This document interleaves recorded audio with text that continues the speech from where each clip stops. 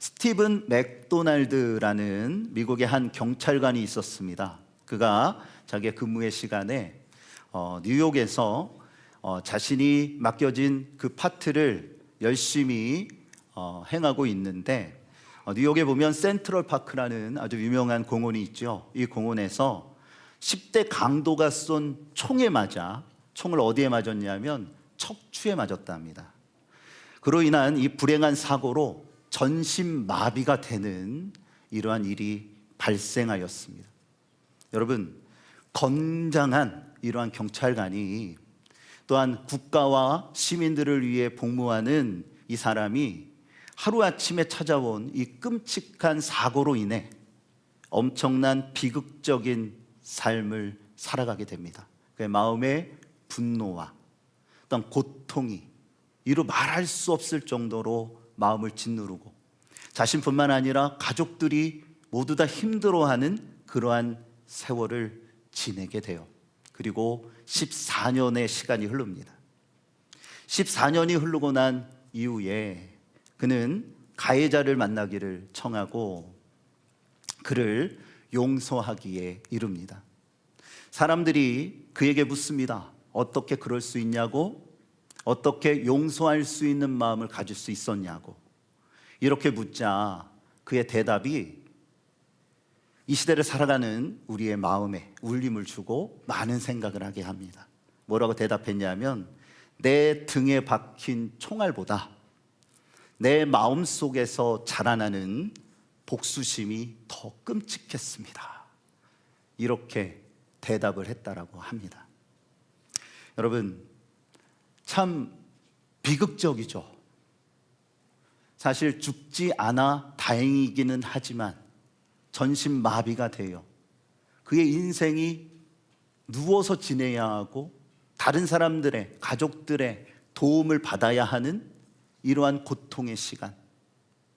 그런데 그의 마음속에 그거보다 더 비참하고 힘든 것은 마음의 행복감이 없이 그 마음속에 생각나고 또한 움튀어 자라나는 것은 복수심이었다라는 거예요. 이루 말할 수 없는 분노의 그 칼날이 그의 마음속에 자라나고, 그것으로 인하여 또한 다른 한편에 드러나는 양심의 참 그 마음의 고통, 이것이 끊임없이 반복되어 자신의 삶을 억누르게 됐다는 거죠. 여러분, 용서란 참 힘든 일입니다. 저도 오늘 이 용서라는 정체성에 대한 이 설교를 한다라는 게 다른 한편으론 단위에 서면서 참 부담스러운 마음이 들더라고요. 우리는 누구나 마음속에 한두 명은 우리의 마음을 섭섭하게 하거나 상처를 준 사람들이 있을 겁니다. 지난 오랜 세월을 여러분 되돌아볼 때에 내리에 스치는 그 누군가가 있을 것입니다. 그런데 오늘 본문의 말씀에서 분명하게 우리에게 주는 메시지는, 예수 안에 있는 새 사람은 용서의 사람이 되어야 한다는 것입니다. 오늘 본문에서 용서라는 원어적인 의미는 뭐냐면, 빚을 면제하다, 은혜를 베풀다라는 뜻입니다. 본문은 분명하게 말합니다. 주님 안에서 우리가 새로운 정체성을 갖고 살아간다라는 것은 그의 마음의 복수심과 어떤 분노의 칼날을 겨누며 살아가는 것이 아니라 이 모든 것들을 꺾어내고 용서하며 하나님께서 원하시는 믿음의 길, 주님께서 보여주신 그 모습을 닮아가는 것이다. 그렇다면 용서의 사람이란 무엇일까요? 오늘 우리에게 주시는 두 가지의 메시지를 함께 나눕니다. 첫 번째, 주가 하신 것처럼 서로를 용납하는 것입니다. 우리 함께 따라합니다. 주가 하신 것처럼 서로 용납해야 합니다. 자, 오늘 본문을 다시 읽는데요, 13절을 함께 읽겠습니다. 누가 누구에게 불만이 있거든 서로 용납하여 피차 용서하되 주께서 너희를 용서하신 것 같이 너희도 그리하고. 아멘. 바울은 삶에서 어떠한 문제로 불만이 생길 때 서로를 용납하는 것, 이것이 그리스도인의 모습이라고 이야기합니다. 여러분, 여러분의 가정에서 부부간에 아니면 부모님과 자녀 간에 혹은 여러분 직장에서의 또한 사업의 삶의 현장에서 수많은 동료들과 사람들과 함께 관계성을 맺으며 살아가실 겁니다. 우리 또한 교회 안에서도 마찬가지죠. 교우들 간에 속회나 선교회 여러 가지 부서적인 활동을 하면서 교우들 간의 관계성을 형성합니다. 이때에 우리는 각자의 기질과 배경과 상황이 다르기 때문에 부딪힐 때가 분명히 있을 겁니다. 나와 맞지 않을 수도 있고요. 또한 상대방이 내가 판단할 때 이것은 효율적이지도 못하고 바른 길도 아니다라고 이렇게 판단되어질 수도 있을 겁니다. 그러다 보면 부대끼입니다. 그러다 보면 그 안에서 강도에 따라 마음에 상처가 생겨나기도 하고 이루 말할 수 없는 고통도 우리의 삶 가운데 동반이 될 겁니다. 참 이러한 부딪힘, 너무나도 힘든 우리에게 있어서는 고통을 우리 가운데 만들어줍니다. 그런데 오늘 본문에서 이야기하는 건 뭐냐면 용납하라는 것입니다. 서로 용납하라. 나 혼자가 아니라, 일방통행이 아니라 함께 서로 용납하는 것. 그러면 용납이란 뭘까요? 원어적인 의미를 살피면 부족하지만 계속해서 지지해 주는 것입니다. 그 사람이 연약하고 때로는 좀 덜 성장했고 여러 가지 면에서 참 부족하다 느껴지지만 그럼에도 불구하고 그 사람의 미래와 가능성을 보는 거죠. 하나님의 붙드심과 도우심을 보는 거죠. 그래서 그를 지지해 줍니다. 당신은 할 수 있어. 당신은 참 어렵고 참 힘든 이 터널을 지나가고 있지만 반드시 통과할 거야. 또 용납이라는 의미는 뭐냐면 있는 모습 그대로를 받아들이는 거예요. 이런 말 있죠. 당신은 예수님이 오셔도 당신을 바꿀 수 없을 거야. 이게 뭐예요? 완전 포기죠, 포기. 여러분, 때로는 포기하는 것도 서로에게 은혜가 될 수도 있습니다. 내가 바꾸려고 하기 때문에 되지 않는 거거든요. 그리고 예수님이 오시면 불가능이란 없어요. 중요한 것은 뭐냐면 수용하는 것입니다. 그것을 받아들이는 것입니다. 나와 맞지 않는다 할지라도 받아들일 수 있는 마음이 있는 것, 이것이 또한 용납이라는 것입니다. 그런데 이것은요, 상당한 인내를 요구합니다. 결코 쉬운 일이 아닙니다. 내 자신을 꺾고 마음을 삭히고 다시 한번 내 자신에 대한 이러한 부분들을 한 번 더 참고 또 참는 것, 이것은요 짧은 시간에 이루어지는 것이 아닙니다. 이것은요 오랜 시간이 필요하다라는 거죠. 그런데 분명히 기억하세요. 용납이 없이는 용서는 불가능합니다. 용납이 없이는 용서할 수 없다라는 겁니다. 바울은 이것에 대한 근거, 우리가 용서해야 되는 그것에 대한 근거를 이렇게 말합니다. 주께서 너희를 용서하신 것과 같이 너희도 그리하라. 하나님이 우리에게 이루 말할 수 없는 엄청난 은혜와 용서를 베푸셨기에 우리가 그러한 용서를 받은 사람이라면 우리 또한 용서할 수 있는 사람이 되어줘야 한다는 겁니다. 그렇다면 하나님이 베푸신 용서는 뭘까요?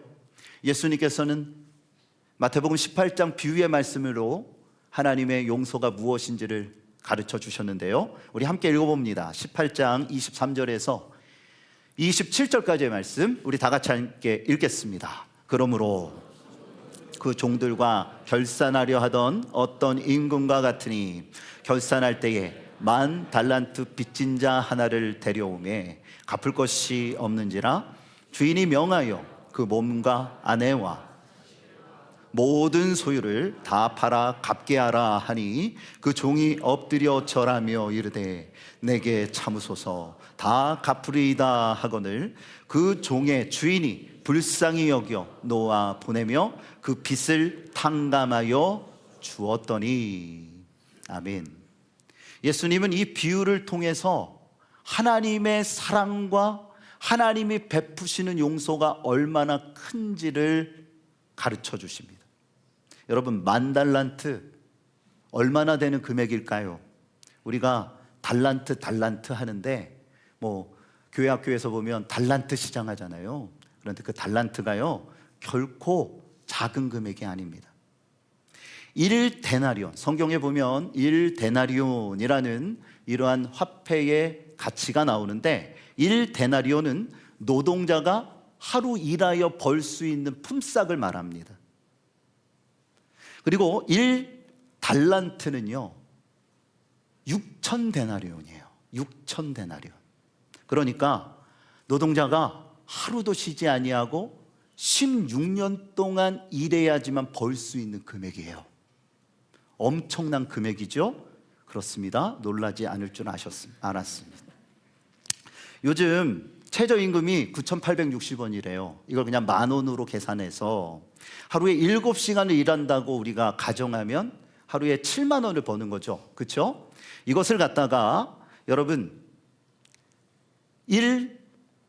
1달란트가 얼마가 되냐면 우리나라 돈으로 환산했을 때 4억이 됩니다. 4억. 아파트. 제가 그 말했다고 또 지금 약간 과하게 리액션을 하시는데 상처 안 받으니까 괜찮습니다.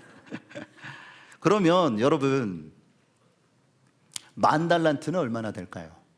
10,000달란트는요 약 4조 원이 되는 거예요. 4조 원.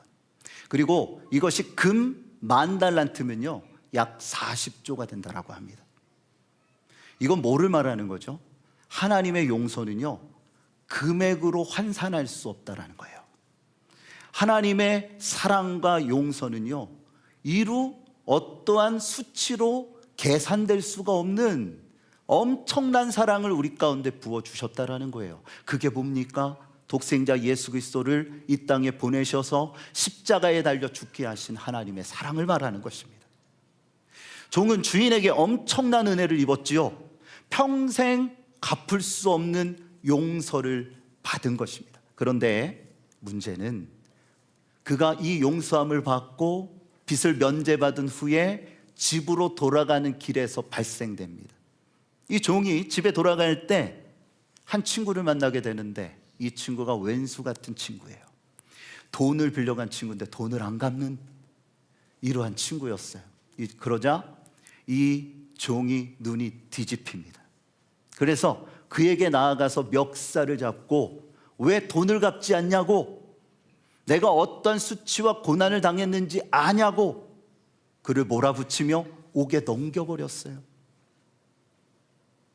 그가 빌려간 돈이 얼마냐 하면 100데나리온입니다. 달란트가 아니에요. 100데나리온.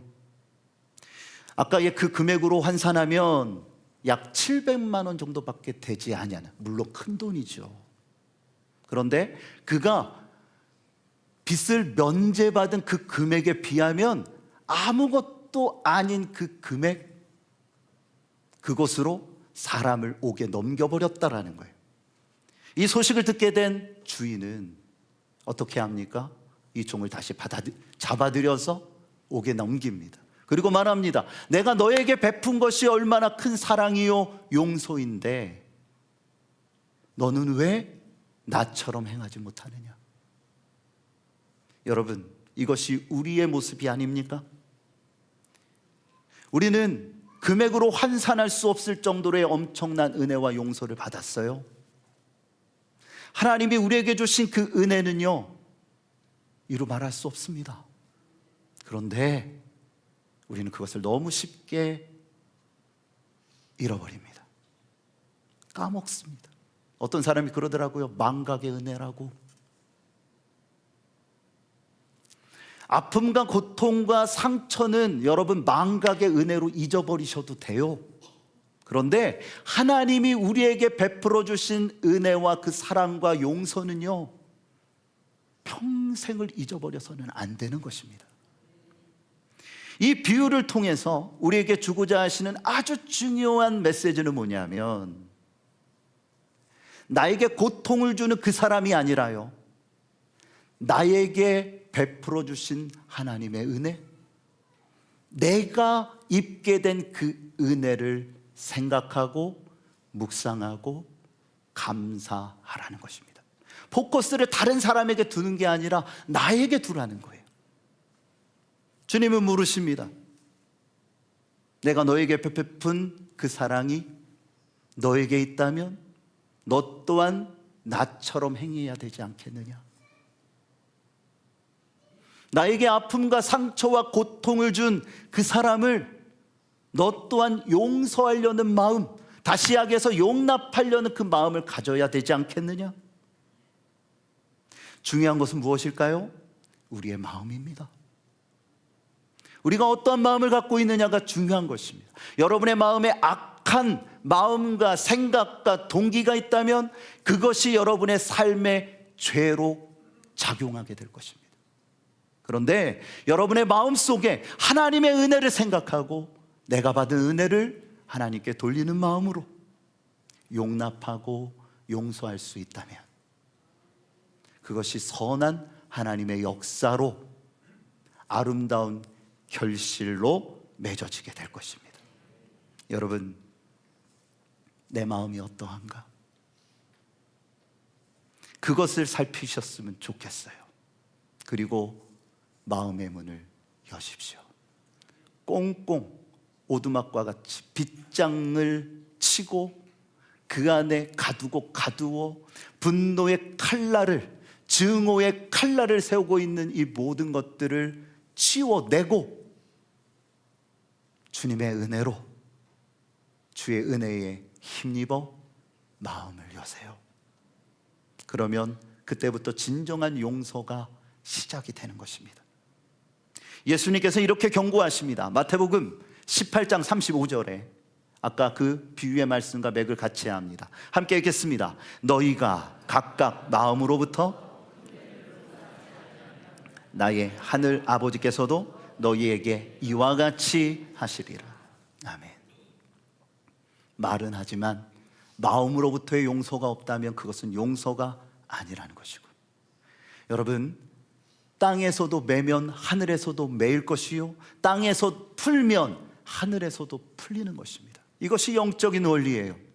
그러므로 주님 안에 용납하고 사랑을 행할 수 있는, 주님 안에서 진정으로 용서할 수 있는 여러분의 인생이 되어지시기를 축복합니다. 두 번째, 우리에게 주시는 메시지는 뭐냐면 진정한 용서에 사랑을 더하라는 것입니다. 함께 따라합니다.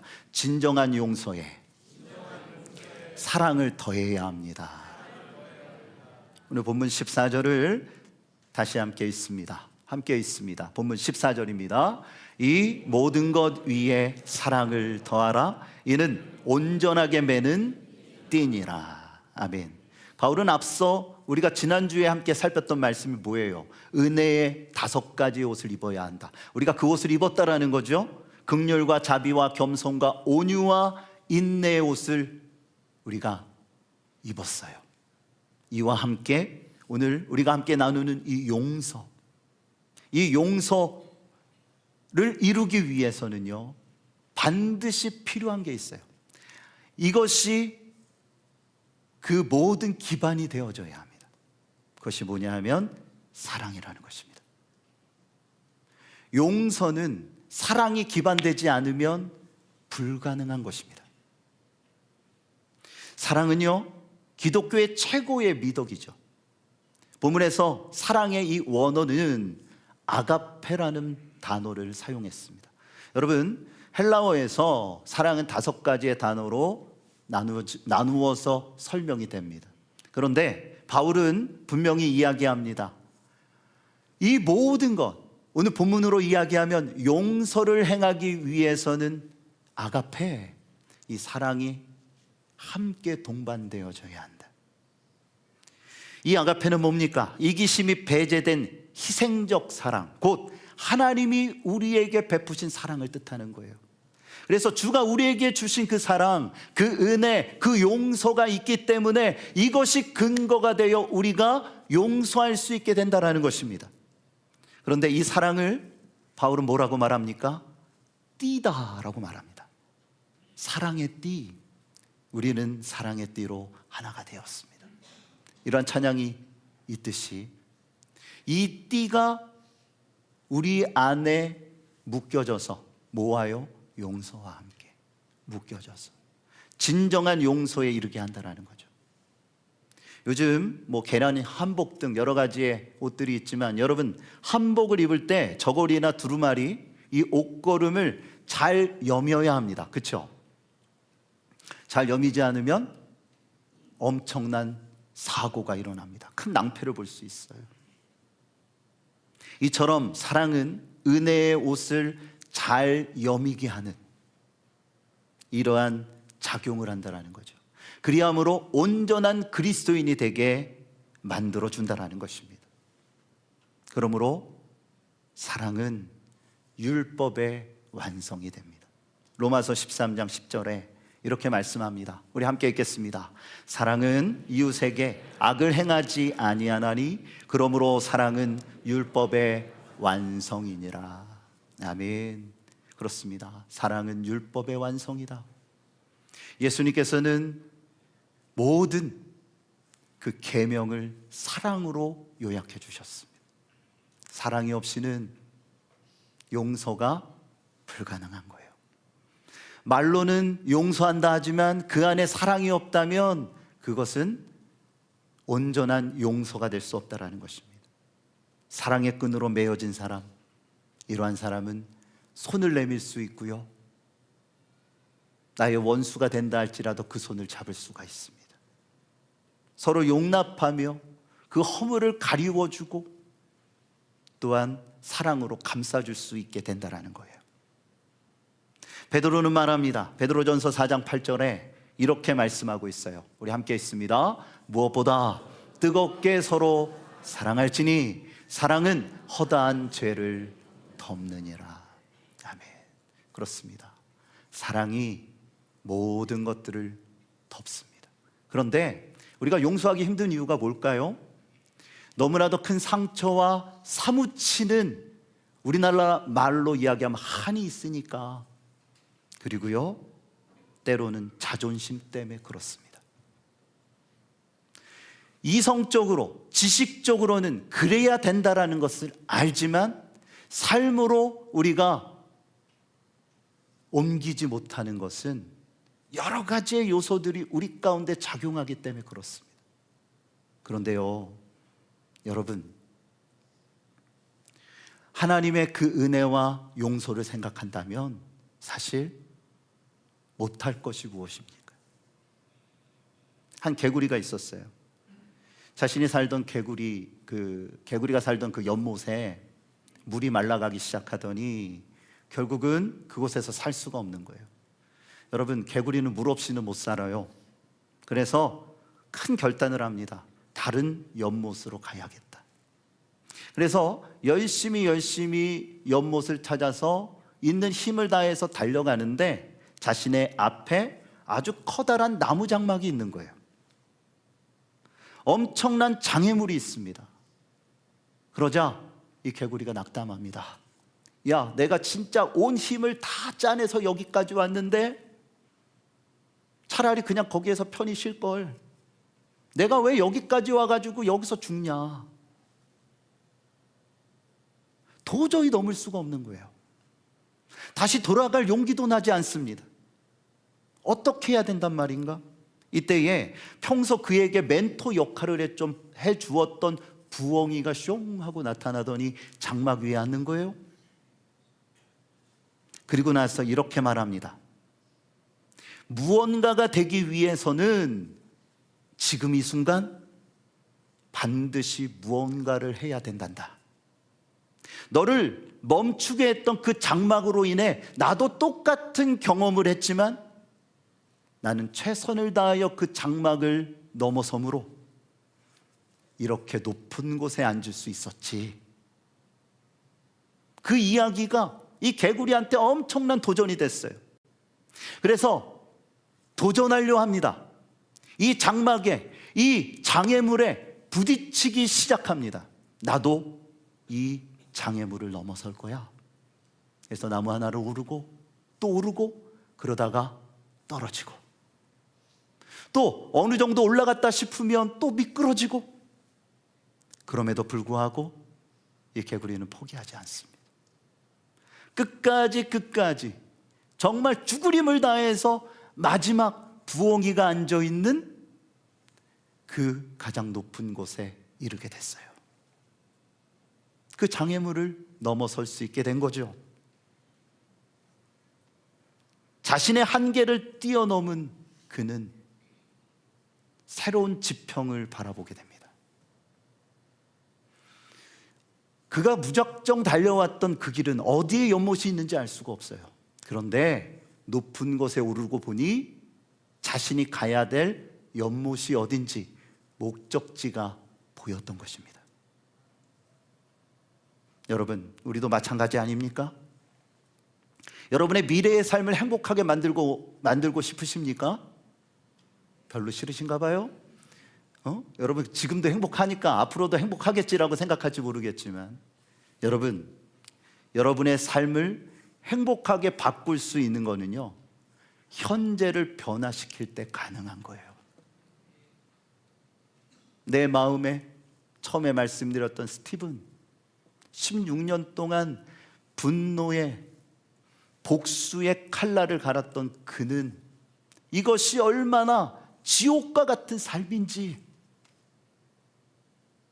반복되어지는 고통과 반복되어지는 후회와 그 안에 나타나는 죄책감과 현실에 드러나는 자신의 한계를 바라볼 때, 그는 마지막 이 장막을 넘기 위해 결단을 했어요. 그것이 뭐냐면 용서하는 것이었습니다. 그럴 때 내가 살 수 있어요. 그럴 때에 이 지옥과 같은 이 고통과 힘듦 속에서 다시 내가 일어날 수 있게 되는 것입니다. 여러분, 어떤 사람이 이런 무서운 말을 합니다. 나의 분노를 맡기면 하나님이 심판하실 거야. 그래요. 여러분의 분노와 여러분의 복수심과 이루 힘들고 고통스러운 모든 것들을 하나님 앞에 맡기십시오. 그리고 거기서 끝내세요. 왜 하나님이 심판하기를 바랍니까? 이것이 하나님의 뜻입니까? 그것은 하나님이 하나님의 뜻 안에서 판단하실 일이에요. 나의 분노를 하나님한테 미루지 마세요. 나의 복수를, 나의 심판을 하나님한테 미루지 마세요. 주님이 주시는 메시지는 용서하라는 것입니다. 그럴 때에 여러분의 인생에 행복이 와요. 그 사람이 행한 대로 하나님이 갚으실 겁니다. 그런데 이것이 나를 대신하여 하나님이 심판하시는 것으로 생각하지 말라라는 거예요. 이것은 교만함이고 이것은 더 큰 죄가 되는 것입니다. 내가 할 수 있는 데까지만 하면 돼요. 그것이 무엇입니까? 새로운 변화. 나를 뛰어넘어 하나님께서 나에게 베푸셨던 그 은혜와 사랑과 그 용서를 나 또한 내 자신을 꺾으며 나의 십자가를 지고 사랑을 통하여 품어내는 것입니다. 그때에 진정한 하늘의 평안과 행복이 여러분의 삶 가운데 깃들게 될 것입니다. 여러분, 주님 안에서 용서하십시오.